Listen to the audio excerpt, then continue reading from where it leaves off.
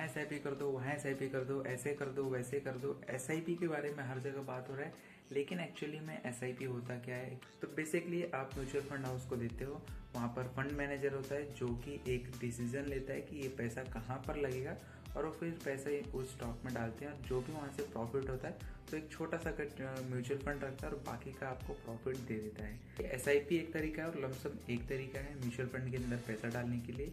Lump sum में क्या होता है कि आप एक बड़ा नंबर या फिर छोटा नंबर एक बार के लिए ही डालो। अब मान लो आप SIP नहीं करते हो, जो कि मैं आगे बात करूँगा SIP क्या है। लमसम का मतलब ये है कि आप किसी महीने आपने 10,000 डाल दिया, किसी महीने आपने 20,000, किसी महीने 1,00,000, किसी महीने 1,000 रुपये डाला, तो इसको एक हम लोग लमसम इन्वेस्टमेंट बोलते हैं, जिसका कोई भी डेट नहीं होता। आप कभी भी उस म्यूचुअल फंड में आप कोई भी अमाउंट डाल सकते हो, इसको हम लोग बोलते हैं लमसम इन्वेस्टमेंट। अब आते हैं SIP पे।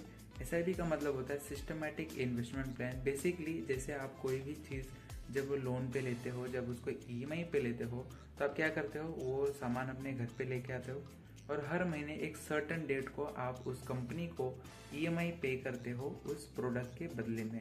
तो सेम वैसे ही SIP है। SIP में बस इसका उल्टा है, आप म्यूचुअल फंड हाउसेस को पैसा देते हो अपना पैसा इन्वेस्ट करने के लिए, जिस पे आप इंटरेस्ट कमाओगे। मान लीजिए आपने कोई SIP स्टार्ट की, महीने के 5 तारीख को आपके अकाउंट से 500 रुपये का आपने मैंडेट चालू कर दिया, यानी कि हर महीने के 5 तारीख को आपके अकाउंट से 500 रुपये ऑटोमेटिकली कट जाएंगे, और ये तब तक नहीं रुकेंगे जब तक आप ना चाहो, और ये आपके म्यूचुअल फंड पोर्टफोलियो में ऐड होते रहेंगे और आप उस पर इंटरेस्ट कमाते रहेंगे।